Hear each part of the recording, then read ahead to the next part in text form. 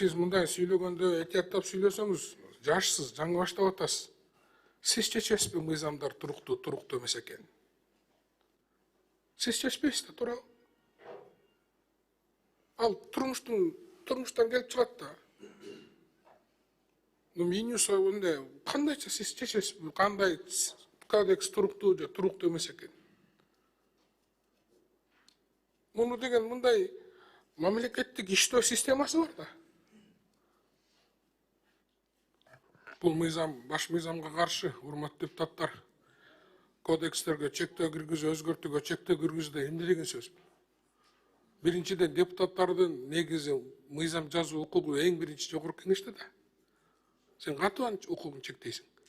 Дебюрократизация деп туруп баарын талкууламай болдуңар силер кээ бир нерселерди. Фундаменталдуу укук да бар. Жогорку кеңештин. Фундаменталдуу укук, жогорку кеңештин бар болуу укугу да мыйзам чыгаруу.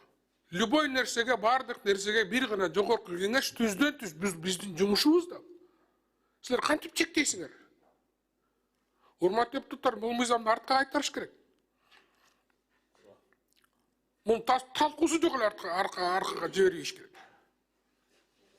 Бул укук деп эле баш мыйзамды бузуу бул. Кандайса силер кодекстерди чектейсиңер, өзгөртүү киргизүүгө. Силер бул укукту каяктан алып атасыңар? Президенттин башына айлантып бүттүңөр силерчи. Кандайча силер мыйзамды өзгөртүүнү чектейсиңер?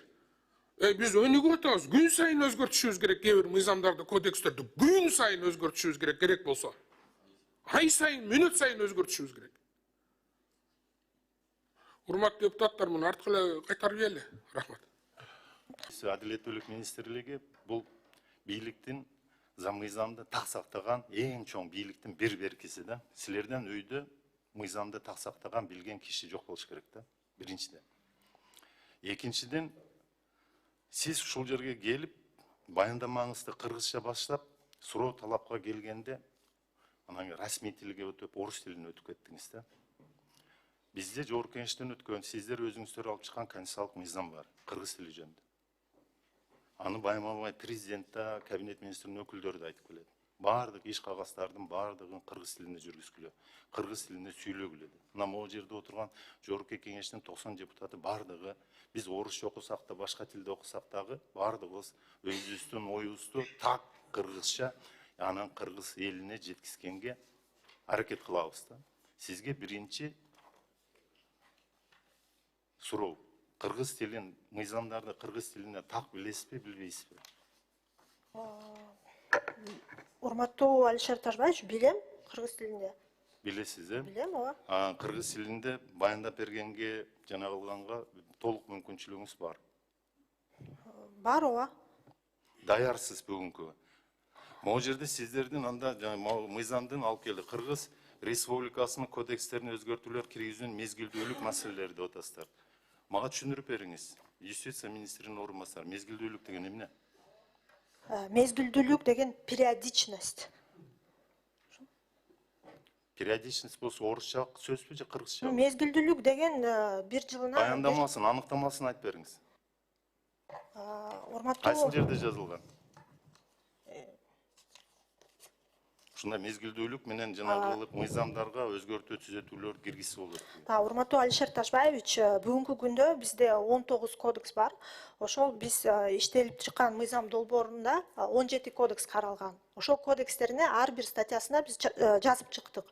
Что кодекстерге бир жылына бир эле жолу ошо өзгөртүүлөрдү киргизсе болот. Жок, мен аны көрүп атам. Сиздер мага бардык кодекстердин бардыгын эле киргизип атасыздар. Могу жерден кээ бирлери күчүнө кире элек жер кодекси, например, күчүнө кире элек биринен баштап кирет. Ооба, жер кодекс. Сиз окусаңыз сурооду биринчи. Анан жооп берсеңиз.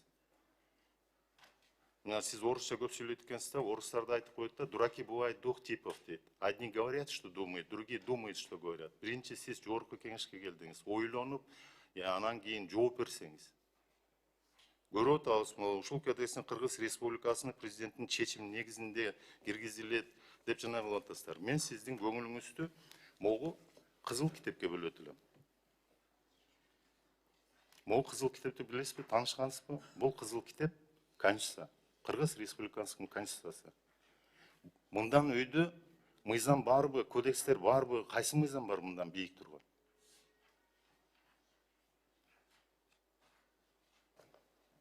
Жок, Суроо. жок. Ушул мындан башка конституциядан башка өйдө эч бир мыйзамдык актылар жана башка кодекстер жок. Бул эң башкы жанагы 4-чү беренесинде жазылып турат. Мындан башка жанагы жок. Эң адамдын укугунда мамлекеттүүлүктү башканы сактаган Кыргыз Республикасынын конституциясы болуп эсептелет да, кызыл китеп. Анан кийин могу жерде мен сиздин көңүлүңүздү бурат элем да, могу жерде ачайлы. Азыр могу жерде мен коллегаларым менен Балбак Зарлыков, Шакбекон Дүкөнов жана башка коллегаларым менен толук макулмун. Силер азыр могу жерде конституциялык, анан жинарашымды айтып кетти бул жерде. Биринчиден конституцияга дал келбей атат, экинчиден конституциялык принциптерге дал келбей атат да. Мен да сизге окшогон юристмин, бирок ушул жерде 4-чү беренеси. Конституция колуңуздабы? Эмнеге жок? Жатка билесизби?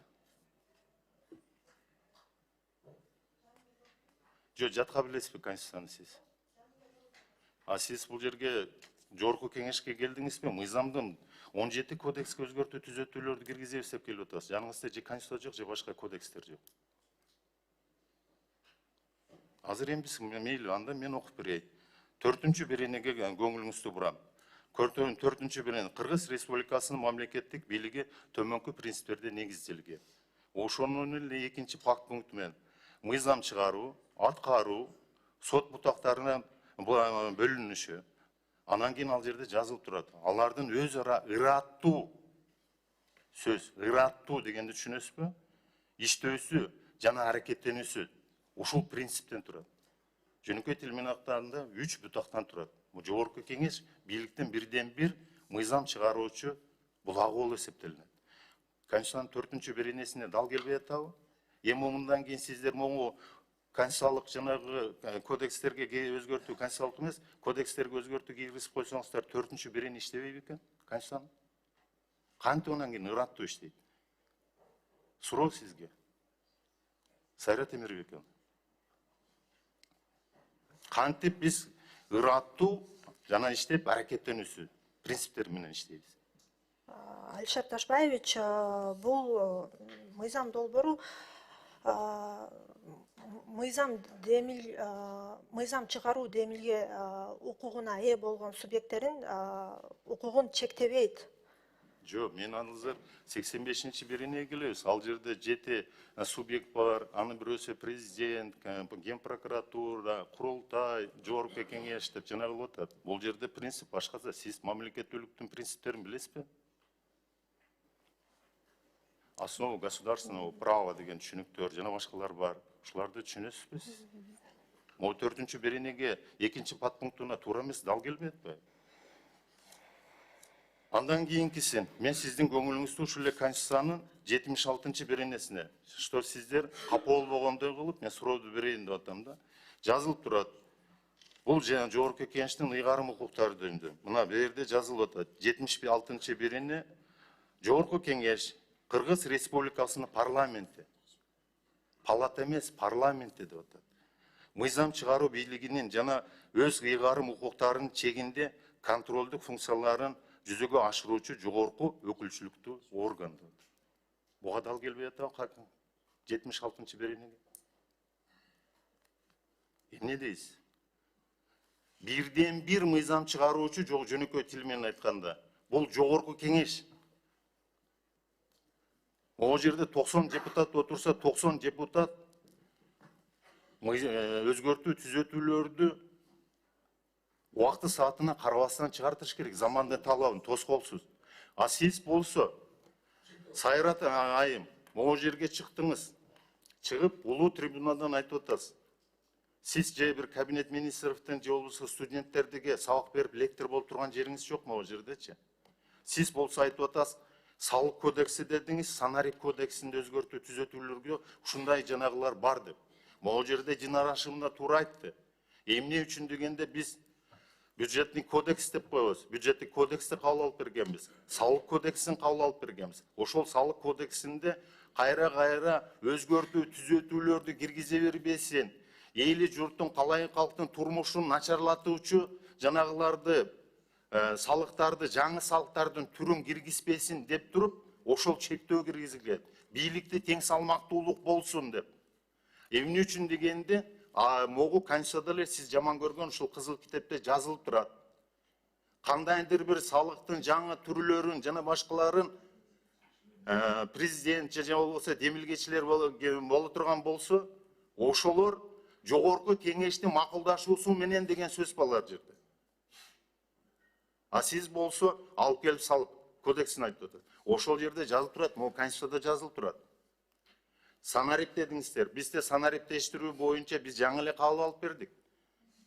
Бир азырынча жанагы өзүнүн бир апкаткасын дейбизби, жанагындайсын өтүп атат азыркы күндө. Бирок аягына чейин чыкпадык го санариптештирүү.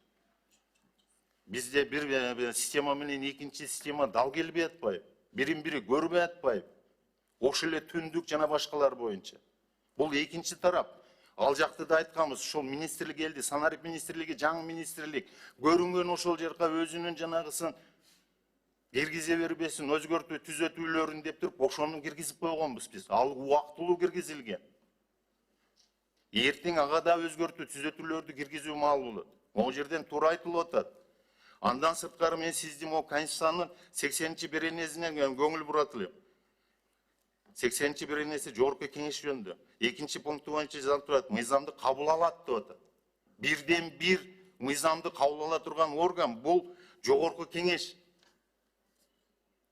Андан башкасын карайлы. Конституциянын жогорку юридикалык күчкө ээ жана Кыргыз Республиканы түздөн түз колдонулат деп атат. Могу Конституция, ушул Конституция деп атат. Түздөн түз Кыргыз Республикасынын бардыгына колдонот. Могу биз Конституциянын чегине чыгып кетип атабыз.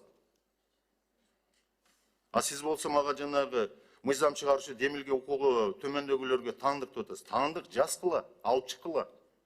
А элдин атынан мен сиздин дагы бир жолу көңүлүңүздү буруп коет элем да. Элдин атынан чыга турган демилгелеп чыга турган 4-беренеде дагы эле башына кайра келели, 4-беренегечи. Айтып атат, бул жердечи окуп эле берейинчи. Кыргыз эл жанагысынын бүткүл эл тарабынан шайланган президент жана жогорку кеңеш өкүл болот дейт. Бул жерде кабинет министров, же болбосо курултайчы, же башка прокурор деген жанагы жок түшүнүк могу кызыл китептечи. Ошон үчүн айтам да, бул жерден жанагы Аманкан Батырбек анан булар балбак зарлап коюш бир нерсени туура айтып кетти да.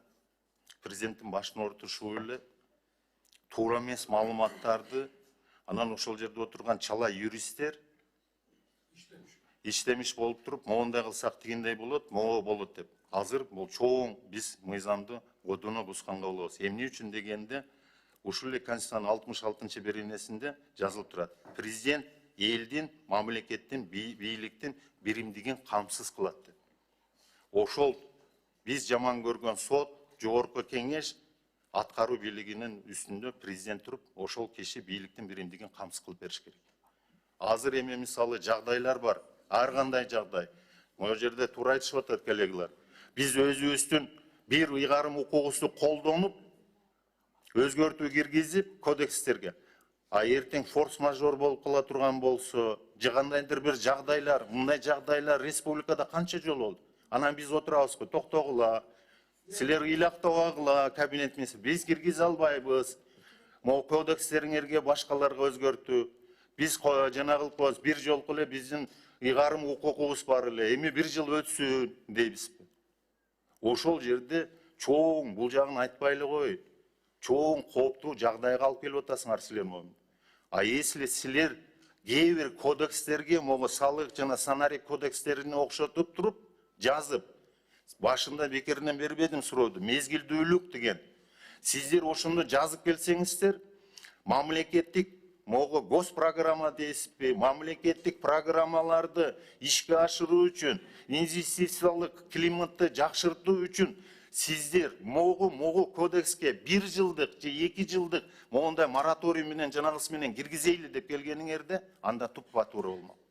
А силер болсо 17 кодекстин бардыгына монтеп туруп, бир эле текстти киргизип, жазып алып келип туруп, өзүңөрдүн да колуңарды буып атасыңар, аткаруу бийлиги. Могу жерде болгон 7 жанагы демилгелөөчү, жанагы мыйзам чыгаруу боюнча. Жогорку кеңештин башкы мыйзам чыгаруучу органдын колу бутун байлап атасыңар. Буну менен силер өзүңөрдү байлап атасыңар. Ошон үчүн могу жердеги биздин коллегалар менен макулмун, Аманкан Батырбекович, мен мыйзамдуулук үчүн да. Анан дагы айтып коет элем сиздергечи. Могу жерде Конституцияда да жана ыйгарым укуктарда жогорку кеңеш боюнча жазылган. Депутат өзүнүн ыйгарым укугун качан токтотот? Кийинки шайлоодо утуп келген ант алгандан кийин гана ыйгарым укугу токтойт. Ага чейин ыйгарым укугу токтобойт. Могу жерде кээ бирлерибиз эртерээк шайланып алдыкпы, башка, бирок азыр процедура аягына чыгып шайлоо өтүп келгенге чейин баарыңыздарды чакырат элем. Могу Конституциянын негизинде өзүбүздүн ишмердүүлүгүбүздү толук кандуу алып барайлы. Мен бул мыйзамдын долбооруна Аманкан Батырбекович ачык айтып коеюн, позициямды каршымын. Рахмат. Да, кабиндин өкүлү суроо. Балбазарлыкыч, Ашат Ташбаевич кечиресиздер. Булар азыр концепциясын биринчи окуп келип атпайбы? Бизде экинчи окууда мүмкүнчүлүк бар да, полный карап чыгып өзгөртүүлөр киргизгенге. Бул биринчи концепциясы Балбазарлыкыч. Биринчи окууда жок, биринчи окууда өткөрүп, концепциясына уруксат бергенсиздер өткөрө эле. Экинчи окууда баарыбыз чогулуп отработаем. Бул Балбазарлыкыч. Жок, урматтуу депутаттар, суроолор бүттү окшойт. Кыргыз Республикасынын кодекстерине өзгөртүүлөр киргизүүнүн мезгилдүүлүк маселелери боюнча Кыргыз Республикасынын айрым мыйзам актыларына өзгөртүүлөр киргизүү жөнүндө Кыргыз Республикасынын мыйзам долбоору биринчи окууга деп келди. Ким макул добушка коем? Жок, ким каршы? Рахмат. Мыйзамыңыз өткөн жок.